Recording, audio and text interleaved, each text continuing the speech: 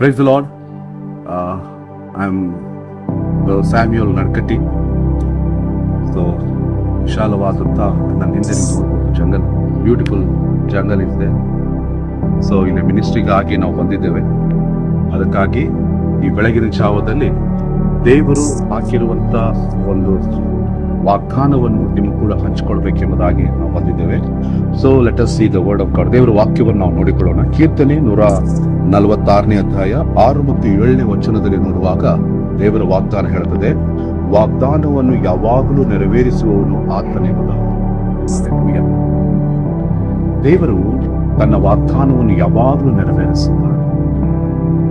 ಆದರೆ ನಮ್ಮಲ್ಲಿ ತಾಳ್ಮೆ ಇಲ್ಲ, ನಮ್ಮಲ್ಲಿ ತಾಳ್ಮೆ ಬೇಕಾಗಿದೆ. ಯಾಕಂದ್ರೆ ಆತನು ಮಾತು ಕೊಟ್ಟ ಮೇಲೆ ನೆರವೇರಿಸುವಂತ ದೇವರಾಗಿದ್ದಾನೆ. ಬೈಬಲ್ ಹೇಳುತ್ತದೆ, ವಾಗ್ದಾನವನ್ನು ಯಾವಾಗಲೂ ನೆರವೇರಿಸುವಂತವನು ಆತನೆಂಬುದಾಗಿ. ಆತನು ವಾಗ್ದಾನಗಳು, ಇಸ್ರಾಯೇಲರಿಗೆ ಮಾಡಿದಂತ ವಾಗ್ದಾನಗಳು ನೆರವೇರಿಸಿದನು. ಅರಸರಿಗೆ ಮಾಡಿದಂತ ವಾಗ್ದಾನಗಳನ್ನು ನೆರವೇರಿಸಿದನು. ದಾವೀದನಿಗೆ ಮಾಡಿದಂತ ವಾಗ್ದಾನಗಳನ್ನು ನೆರವೇರಿಸಿದನು.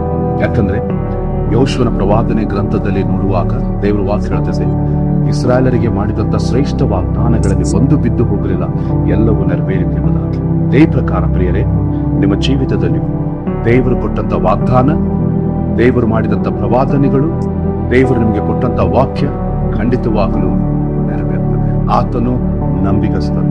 ಆತನು ತನ್ನ ವಾಗ್ದಾನಗಳನ್ನು ನಿಮ್ಮ ಜೀವಿತದಲ್ಲಿ ಆತನು ನೆರವೇರಿಸುವಂತವನಾಗಿದ್ದಾನೆ. ನಿಮ್ಮ ಜೀವಿತದಲ್ಲಿ ಆತನ ವಾಗ್ದಾನಗಳು ನೆರವೇರಿಸಿದೆ. ಆ ವಾಗ್ದಾನಗಳನ್ನು ಹಿಡಿದು ದೇವರನ್ನು ಸ್ತುತಿಸೋಣ, ಪ್ರಾರ್ಥನೆ ಮಾಡುತ್ತೇವೆ. ಖಂಡಿತವಾಗಲೂ ಆತ ನಂಬಿಗಸ್ತನು, ನೆರವೇರಿಸುತ್ತಾನೆ. ದೇವರು ನಿಮ್ಮನ್ನು ಆಶೀರ್ವದಿಸಲಿ.